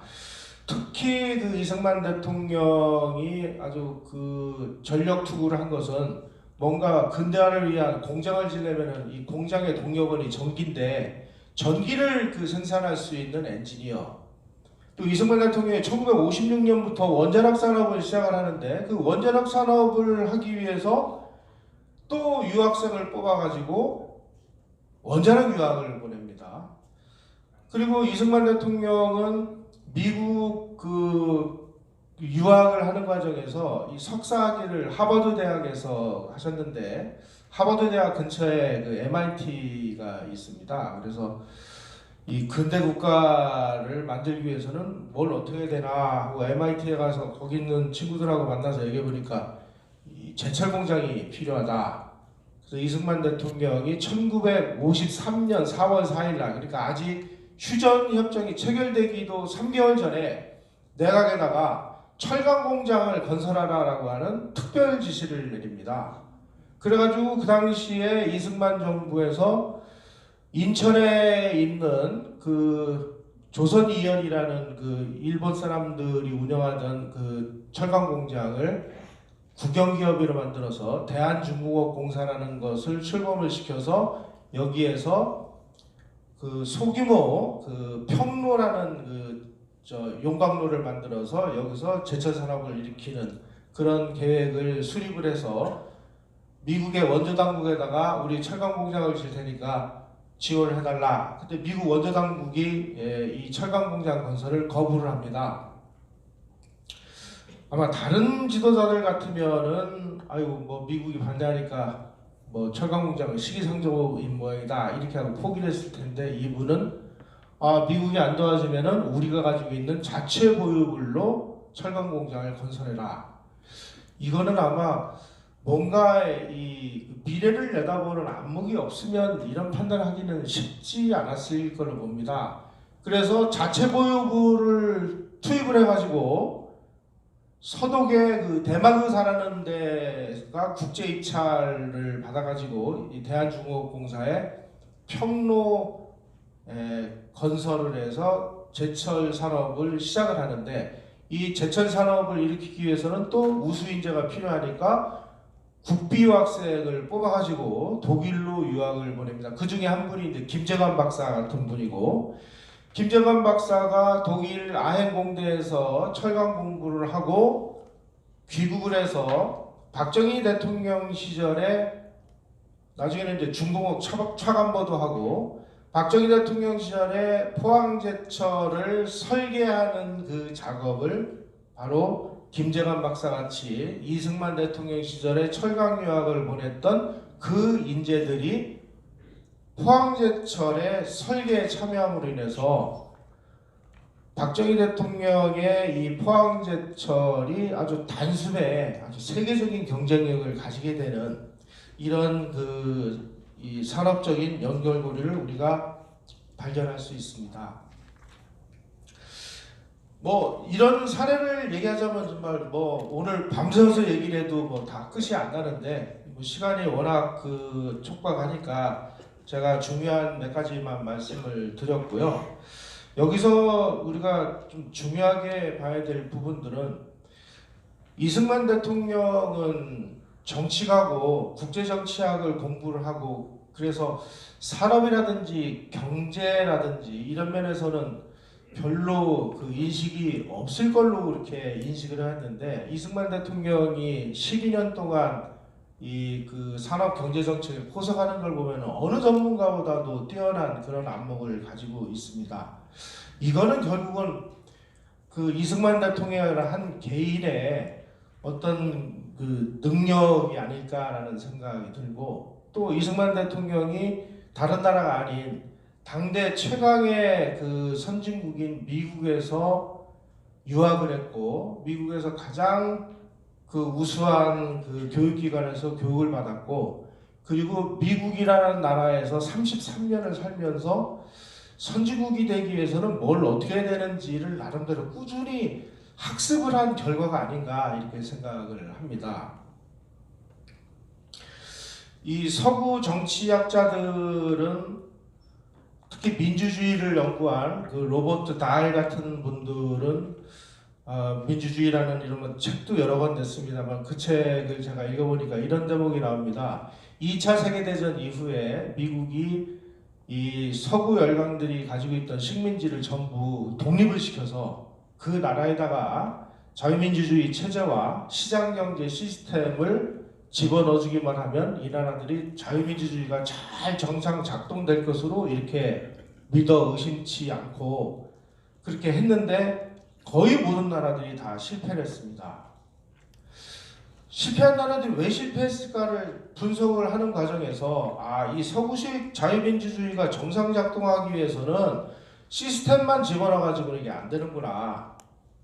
적어도 1인당 약 4,000불 내지 7,000불 정도의 어떤 산업적인 토대, 그리고 잘 훈련된 탄탄한 중산층, 그리고 그 중산층들이 민주주의를 정상적으로 작동하게 할 수 있는 민주 시민 교육이 어느 정도 이루어져 있을 때 이 서구식 민주주의가 정상 작동한다는 사실을 발견하게 됐습니다. 자, 그러면 우리가 1인당 4,000불 내지 7,000불 정도의 소득이 대한민국에서 만들어진 시기는 전두환 대통령 말기에서 1988년 서울올림픽이 열렸던 고무렵 어간입니다. 우리가 1987년에 6.29 선언을 통해서 민주화 시대로 우리가 이행을 했다라고 학자들이 그렇게 이야기들을 하는데, 바로 그 우리가 이 6.29 선언으로 인해서 민주주의로 이행했다고 하는 그 시기와 로버트 다를 비롯한 이 서구 이 정치학자들이 연구한 이 산업적인 토대가 완성되는 시기가 상당히 일치를 합니다. 자, 그렇다면 그 이전 시기는 그럼 우리가 뭐로 불러야 될 거냐 하는 이런 문제에 봉착하게 됩니다. 이승만 대통령 시기에 우리의 1인당 그 국민소득은 아마 한 60불, 70불 이 정도 되지 않았을까? 왜냐하면 1961년에 5.16이 일어났을 때 우리나라 1인당 소득이 82달러라고 IBRD 통계에 나와 있는데, 또 박정희 대통령 시대에 국민소득 1,000불 달성이 국민적인 대경사가 되는 이런 시대에 과연 우리가 이승만 박정희 시대에 정상적인 서구식 민주주의가 제대로 이행이 안 됐다고 우리가 지금 독재니 뭐니 비판을 하는데, 그러면 로버트 단이나 이런 학자들이 얘기하는 이런 조건이 구비되지 않았던 그 시기를 우리는 그러면은 뭐라고 정의를 내려야 되느냐 하는 이런 시점에 와 있습니다. 그래서 이 시기를 정상적인 자유민주주의가 작동되도록 만들기 위한 토대를 닦기 위한 권위주의적인 시대였다라고 얘기를 하는 게 맞지 않을까. 권위주의 앞에 또 여러 가지 수식어가 붙을 수도 있겠습니다만은, 그런 측면에서 우리는 이승만과 박정희 시대를 진짜 민주주의가 정상 작동하기 위한 여러 가지 조건들을 구축하기 위해서 고군분투했던 시기라고 우리는 긍정적으로 이해를 할 때가 오지 않았나 하는 생각이 듭니다. 감사합니다. 감사합니다. 시간을 너무 잘 지켜주셨습니다. 이제 토론 부탁드립니다. 네. 네, 안녕하십니까, 최상호입니다. 실은 이 김용삼 선생님 이 서평을 제가 실은 토론인데 2013년에 지금도 물론 저술 활동이 활발하시긴 하신데 2013년에 이승만과 기업가 시대라는 책을 쓰시고 이제 저는 이제 경제학을 전공을 했거든요. 쓰셨는데 그 서평 얼굴도 뵙지 못하고 외부에서 청탁이 와가지고 그때 이제 시대 정신에서 와가지고 책을 썼는데 오늘 실은 얼굴 처음 뵙습니다. 처음 뵙고 김영삼 선생님을 이런 기회 보는구나 싶어가지고 흔쾌히 이렇게 토론을 요청을 했었는데 제가 좋습니다 이렇게 받아들였는데요. 예, 그건 개인적인 얘기였고, 여하튼 이 실은 저는 경제학을 전공을 했기 때문에 정치적인 문제에 대해서는 제가 전문가적 입장에서 얘기할 수 있는 상황은 아닌데 이 제목 자체가 그러니까 이제까지 총 4개인데 앞에서는 3개가 전부 다 정치 영역의 문제였잖아요. 자유민주주의이고 앞에서 이철순 교수님 같은 경우에는 이승만 시대에 약간 세미 데모크라시한 그런 사회 레짐이다 이렇게 얘기를 하시고 이 시기가 과연 자유민주주의 시기냐라고 하는 것에 대해서 여러 가지 논의가 있는 것 같습니다. 논의가 있고 또 4.19라든가 그 이후에 유신 이런 거 생각을 해보면 만약에 쌤이라고 하면은 퇴행하는 건가 이런 여러 가지 생각을 할 수가 있긴 있는데 여하튼 이 논문에서는 지금 두 가지 문제를 산업화라고 하는 것과 자유민주주의 이 두 개를 연결해야 되는 굉장히 어려운 과제를 지금 해야 돼서 이 논문 작성하는데 굉장히 머리가 복잡했겠구나. 왜냐하면 그냥 산업화의 요인이 뭐냐, 이승만 시대의 산업화가 어떻게 됐느냐 이거 얘기하면은 워낙 전문가시니까 잘 설명을 했을 텐데 또 자유민주주의하고 연결을 지어야 되는데 이걸 어떻게 하냐면 그런 고민을 하면서 이 논문을 계속 썼을 거라고 생각이 됩니다. 특히나 금방 말씀드린 대로 이 자유민주주의가 과연 50년대에 형성이 됐다라고 얘기를 해야 되느냐. 근데 실은 아까 앞에서도 얘기 드린 대로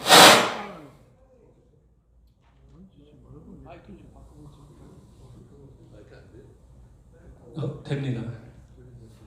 이 노버트 달 얘기를 하면서 자유민주주의라고 하는 것은 아까 서희경 교수님도 얘기를 해주셨는데 완전하고 절차상의 자유민주주의가 되려면 어느 정도 소득이 돼야 된다. 실은 김영삼 선생님은 그걸 전제를 하고 지금 이 50년대 이승만 정부 시기에 산업화 문제를 보고 있다. 그래서 크게 두 가지의 관점을 갖고 있다라고 이렇게 생각을 할 수가 있습니다. 실은 이 어려운 문제인데 나름대로 워낙 한 40페이지 정도 되는 분량인데 시간이 제한되다 보니까 아주 압축적으로 설명을 해서 제가 간단하게 논문 내용을 설명을 드리면요. 제 입장에서는 자유민주주의 선행 조건은 산업화다 이렇게 해서 앞에서 얘기한 대로 로버트 달을 소개를 하면서 어느 정도 소득 수준이 되어야 이 자유민주주의가 확립될 수 있다, 안정하게 고착될 수 있다. 이런 입장에서 산업화에 초점을 맞추겠다라고 이렇게 설명을 해주시고 제 2장에서는 이 자유민주주의 기틀을 가진 농지개혁이라는 그런 항목에서는 농지개혁의 중요성을 강조를 하고 있습니다. 농지개혁이 이 사유재산을 보호하는 그런 해서 개인이 출연을 하고 개인이 이 출연 캔두 스피릿에서 할 수 있다라는 정신을 강조함으로써 이러한 것들이 형성이 되면서 시장경제, 산업화가 이룰 수 있는 토대가 이루어졌고 계속 강조하시는 것이 이제 아마 설명을 통해서 들으셨겠지만은 이 박정희 정부 시기와 연관성을 계속 강조하는 이유도 이 산업화라고 하는 과정이 이승만 정부 시기에 완성이 됐다라기보다는 아직 그때까지는 소득 수준이 낮은 상태였잖아요. 낮은 상태이고 사실상의 고도 성장이라는 것은 박정희 정부 시기에 됐는데 우리가 통상 박정희 정부 시기만 경제 성장하면 박정희 정부 시기만 들여다보지 이승만 정부 시기는 별로 그렇게 긍정적인 평가를 하지 못하고 부정적으로 평가하는 경우가 있는데 그러한 박정희 정부 시기의 경제 성장을 이룰 수 있는 토대가 실은 이승만 정부 시기에 이루어졌다라고 하는 그러한 점을 계속 강조를 하고 있다라고 할 수가 있습니다. 이제 그 4장에서는 바로 이제 전후 복구의 노력하면서 다양한 얘기들을 하고 있습니다. 앞에서 얘기 드린 대로 김용산 선생님께서 말씀하신 대로 이 철강을 우리 자체 보유물로 건설을 했다라든가 물론 이제 여기에 대해서는 약간 다른 얘기가 있을 수가 있는데 어떤 철강 산업을 했다라든가 철도를 건설을 했다라든가 그다음에 원자력 발전을 위해서 원자력 연구원을 만들었다라든가 교육이라든가 이런 것들을 했다는 다양한 그런 산업화가 이루어질 수 있는 토대를 이승만 정부 시기에 만들었다라고 이렇게 얘기를 할 수가 있고 그 다음에 특히 이제 또 강조하시는 게 교육을 하고 계시는데 그러니까 자유민주주의가 성립되기 위해서는 이 산업화 일정 정도의 경제 발전 수준과 그 다음에 중산층 민주 시민 교육을 받고 있는 시민들이 형성이 되어야 된다라고 그러한 측면에서 이승만 정부 시기에 전개된 시행된 교육제도 시스템과 정책들을 이 강조를 하고 있습니다.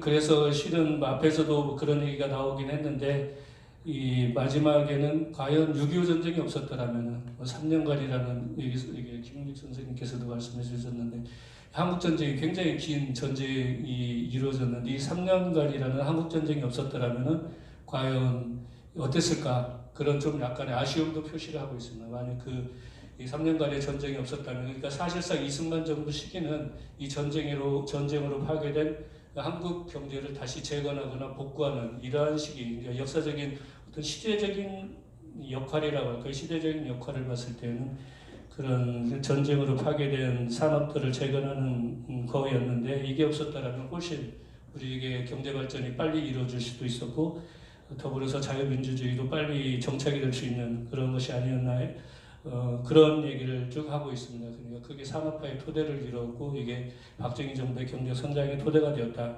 그다음에 농지개혁을 통해서 개인이 출연하고 이승만 정부 시기에 시행된 다양한 교육제도와 정책을 통해서 시민 의식이 형성된, 중산층이 형성되는 기반이 마련이 돼서 이게 장기적으로 시점이 1980년대 후반인지 90년대 정권 교체가 이루어진 90년대 이후라고 이렇게 할 수 있을지는 제가 평가할 수 있는 것은 아닌데, 하여튼 이 이후에 자유민주주의가 발전할 수 있는 그런 토대를 이승만 정부 시기에 마련을 했다라고 이렇게 정리를 해주시고 있습니다. 상당히 어려운 주제인데 산업화와 자유민주주의라는 이 어려운 그 인과관계를 해명한 어려운 주제를 잘 설명을 하고 있지 않나 이렇게 생각을 합니다. 그렇지만 저도 토론자로서 임무를 해야 되기 때문에 몇 가지 질문을 드리고 싶습니다. 아마 시간적인 제약도 있고 또 이게 김영직 선생님께서 정치학을 하시고 하기 때문에 전체적으로 이렇게 약간 종합토론 시간을 가져야 되는데 그런 시간이 없으니까 좀 아우르는 뭔가를 얘기를 해야 되는데 저는 경제학을 했기 때문에 오늘 전체를 아울리기에는 제가 능력이 부족해서 선생님이 아마 해주실 거라고 생각이 돼서 몇 가지를 제가 준비를 했는데 그냥 작은 질문 한두 개 정도만 하고 오늘 제 토론을 마치도록 하겠습니다.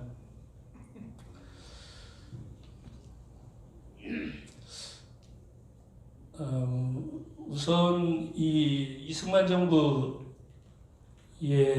농지개혁에 대해서 강조를 하셨기 때문에 농지개혁과 관련돼서 질문을 드리겠는데, 기주 소작 관계에 대해서 질문을 드리겠는데 두 가지입니다.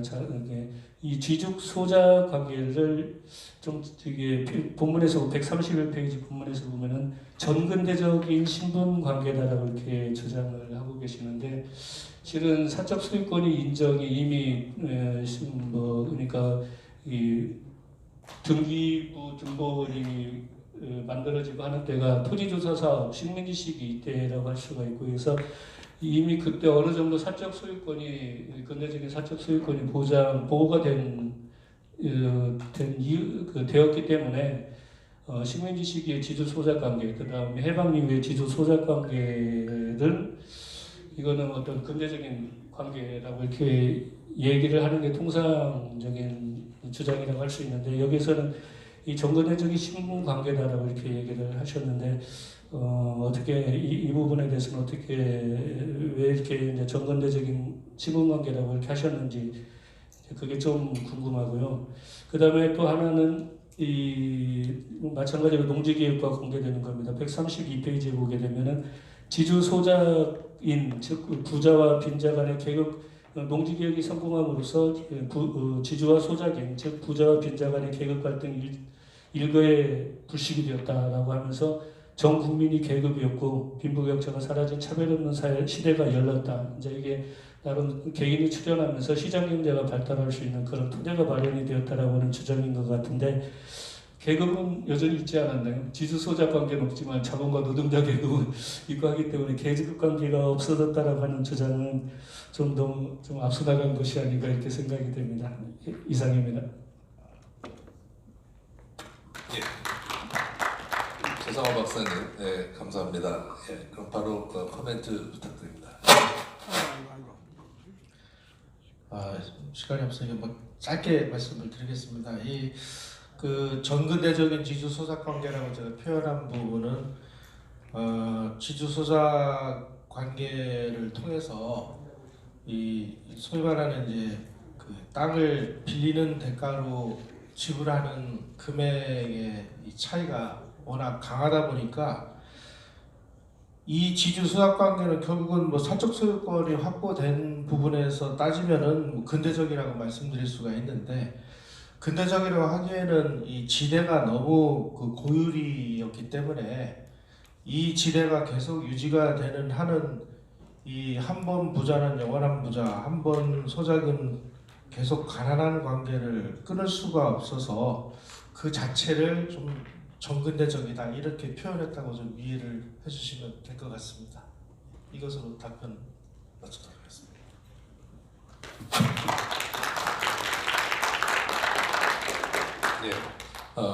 두 분의 발표와 토론을 통해서 제4주제 산업화 기틀을 다져 자유민주주의 뿌리 내린 12년 발표를 잘 들었습니다. 제가 이제 한 2, 3분 정도 전체적인 이제 종합적인 그 오늘 네 주제에 대한 토론을 한번 정리해보고 그 말씀을 좀 드리겠습니다. 오늘 첫 번째는 굉장히 좋은 그 발표들이 이루어졌다는 것을 정말로 느끼고 여러분들도 아마 느끼셨을 겁니다. 이분들이 하루 이틀 준비하신 게 아니라 다년간 연구를 하시고 그 다년간 연구하신 연구자들을 잘 찾아서 섭외를 해주신 그 주최 측이 좋은 오늘 이 세미나를 만드신 것을 참 치아를 드리고 싶습니다. 특히 이 우호 문화재단에서 아주 의미 있는 이런 세미나를 잘 조직하셨습니다. 이 오늘 정도면은 충분히 이 발표자들의 논문을 좀 가다듬어서 단행본 책으로 내면은 저희 나라 지식층들에게 또 많은 시민들에게 큰 도움이 되는 그런 책이 될 것 같습니다. 그래서 그런 점에서는 오늘 토론을 좀 이어나가시고 조금 더 그 글들을 좀 수정을 해가지고 보완을 해서 좋은 책을 낼 수 있으면 좋겠고요. 두 번째로는 이제 여기 계신 그 청중들께서도 너무 오늘 경청을 해주셔서 참 감사를 드립니다. 제가 정말 죄송스러운 거는 플로어에 오픈을 토론을 해야 되는데 그렇게 되면 최소한 30분 정도가 더 필요한 사정이 있습니다. 그래서 그것을 못 드린 것은 정말로 죄송하고 우리가 이 자리에서는 못하지만 또 다른 수단을 통해서 계속 토의하고 대화할 수 있기를 원합니다. 오늘 이제 정말로 아주 창의적이고 또 독자적인 연구를 해오신 그 네 분의 학자들의 이제 그 발표와 또 토론을 통해서 이승만과 자유민주주의가 어떤 관계가 있느냐를 정말로 다각도에서 검토를 해봤습니다.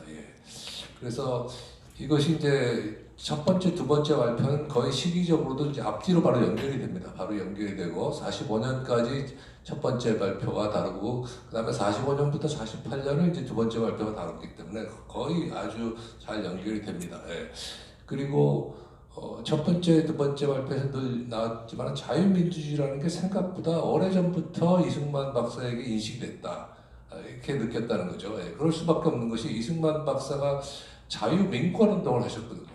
개화파의 자유민권운동이 그 당시에는 사실 자유민주주의하고 거의 차이가 없을 정도로 아주 선진적인 서구적인 그런 계몽주의 운동이죠. 그것을 이제 우리 구한말에 독립협회 있기 이전에 개화파 사상가들로부터 전수를 받았고 거기에 이제 서재필 선생이나 윤치호 선생 이런 분들이 이승만의 바로 거의 은사 역할을 하셨기 때문에 이승만은 그 짧은 시간 안에 이런 서구 사상을 빨리 습득을 하고 기독교와 또 영어를 터득을 해서 바로 이제 미국에 가서 미국의 가장 3대 교육기관이라고 할 수 있는 프린스턴, 하버드, 조지 워싱턴을 다 졸업을 하고 우리나라 최초의 이제 국제관계 전문가 내지는 국제정치 박사로 이제 돌아와서 독립운동을 시작하시는 것이죠. 그리고 오늘 이제 사실 우리가 민주주의 얘기 많이 했지만 민주주의 사상 중에서 특히 이승만 박사께서 이제 주목하셨던 것이 공화주의 사상입니다. 공화주의 사상. 또 왜냐하면 공화주의라고 하는 게 공화주의 국가로 탄생한 미국과 프랑스의 굉장히 강한 사상이거든요. 미국이 탄생했을 때 미국의 탄생을 시킨 중요한 사상은 민주주의가 아닙니다. 그 당시에 공화주의였고 공화주의가 이제 그 바톤을 민주주의에 넘겨준 것이죠. 그 다음 세대에 가가지고. 그래서 공화주의는 18세기의 혁명적인 사상이었고 19세기 이제 중반부터 민주주의 사상으로 넘어갑니다. 그래서 이제 이승만이 미국의 대학에 갔을 때 습득한 사상은 그 두 가지를 동시에 습득한 거죠. 민주주의와 공화주의를. 그래서 이승만은 때로는 민주주의와 공화주의를 좀 혼동하기도 했고 그것은 이승만뿐 아니라 그 당시에 이제 미국 시민들도 그 두 개를 거의 동일시했습니다. 예. 왜냐하면 결국은 공화주의와 민주주의가 결합을 했거든요. 그래서 민주공화정이 됐거든요. 그래서 그것을 우리 또 독립운동가들이 받아들여서 우리 헌법에 대한민국은 민주공화정이라는 이제 그 용어가 등장한 것도 이것이 이제 서구 선진국의 대세의 흐름이 그렇게 갔습니다. 그 흐름을 받아들인 것이죠. 그렇게 봤을 때 방금 전에 이제 토론하신 이 산업화 초기에 혹은 국가건설기의 이 농지개혁이나 이 토지 문제도 이것은 사실 공화주의적인 관점에서 이승만 박사는 보셨다고 생각합니다. 공화주의적으로 보면은 이 공화적인 주축 세력을 만들어야 되는데 그 주축 세력은 전근대적인 농노나 그죠? 전근대적인 농민이 아니라 이제는 시민이라는 거죠. 근데 시민이 자영 경제 능력이 없으면은 어떻게 되겠습니까? 그러면 봉건 시대가 계속 연장되는 것이죠. 그래서 이승만 박사는 그것을 강력하게 그것을 추진하기 위해서 농지개혁을 아주 강력하게 했고 거기에 이제 조봉암지를 농림부 장관으로 영입을 해가지고 대대적으로 이제 경제 개혁을 그 당시에 밀어붙였습니다. 물론 한민당과는 상당한 갈등이 필연적으로 발생할 수밖에 없었죠. 그래서 결국 그 이후에 오히려 한민당이 야당이 되고 보수가 분열을 하는 그런 이제 경로로 갔습니다만은 그것은 이승만이 그 공화주의 사상을 가지고 있었기 때문이라고 저는 생각합니다. 어쨌든 그래서 새로 등장하는 이 신생공화정의 사상이 뭐야 되느냐? 이것은 민주공화정이라고 할 수도 있고 자유민주주의라고 할 수 있습니다. 그런데 왜 자유민주주의라고 하는 용어를 안 썼느냐? 그것은 이승만은 굉장히 사상 전문가이십니다. 그래서 이승만의 사상은 한두 가지가 아닙니다.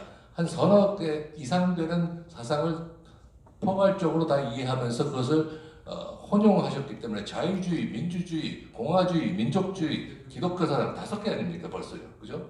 거기다 계몽주의나 실력 양성까지 하면 6개.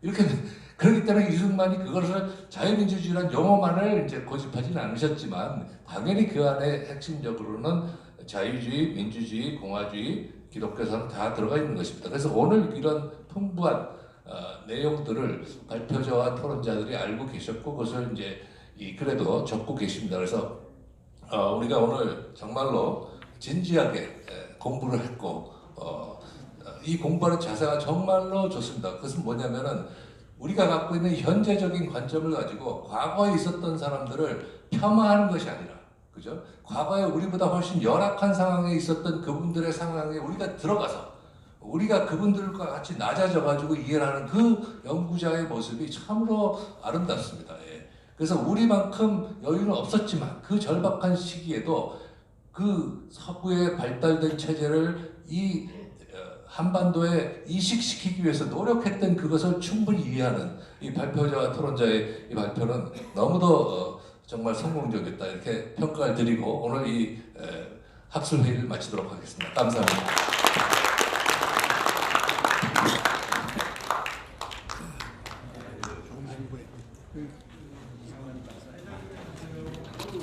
나우코리아 시청자 여러분, 대한민국 국민 여러분, 오늘 2023년 4월 26일 오후 2시부터 6시까지 4시간 동안 속행된 이승만 대통령과 자유민주주의라는 세미나에 함께 해주셔서 대단히 감사합니다.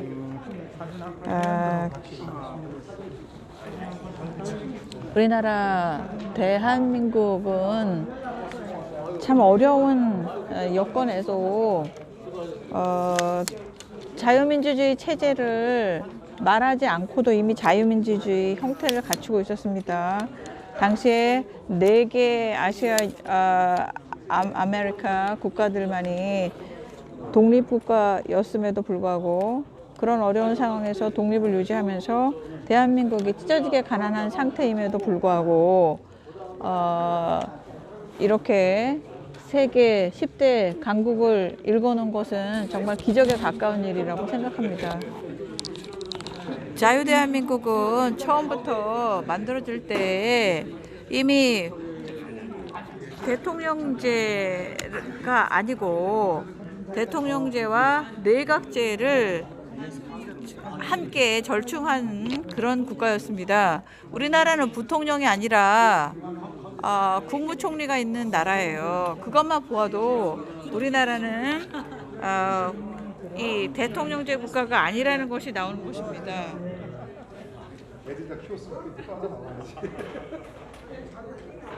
하나, 둘, 셋.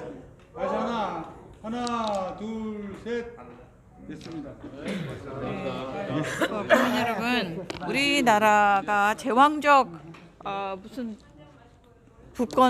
대통령 국가라는 둥 이러한 속임수를 좌파들은 끊임없이 우리를 세뇌시켜 왔어요. 그렇지만 우리나라의 정치 구조에서도 보시다시피 우리나라에는 부통령이 아니라 국무총리가 있는 이 대통령제와 내각 책임제가 절충되어 있는 나라입니다. 우리가 여기서 더 지금도 대통령이 계엄령을 선포할 수도 없는 이런 형편없이 대통령의 권한이 약해진 이 상황에서 무슨 연방제 내각제를 하겠다는 이런 인간들이 있습니다. 우리는 이러한 잘못된 것을 제대로 알고 올바른 국가의 체제를 유지해야 할 것입니다. 대한민국 국민 여러분, 여태까지 오랜 시간 동안 나우코리아와 함께 이승만 대통령과 자유민주주의 세미나를 함께 해주셔서 대단히 감사합니다. 그러면 방송 여기서 종료하겠습니다. 대단히 감사합니다.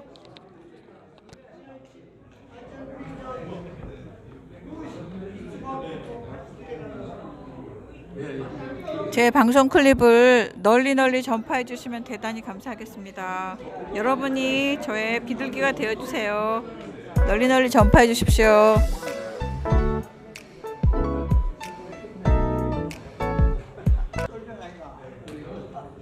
왜 여기서 뚫어주세요? 아니, 옛날에 1960년에. 대단한 분이시라 해가지고 어서 아니, 1960년에 서울 와가지고. 네, 방송 종료하겠습니다. 감사합니다.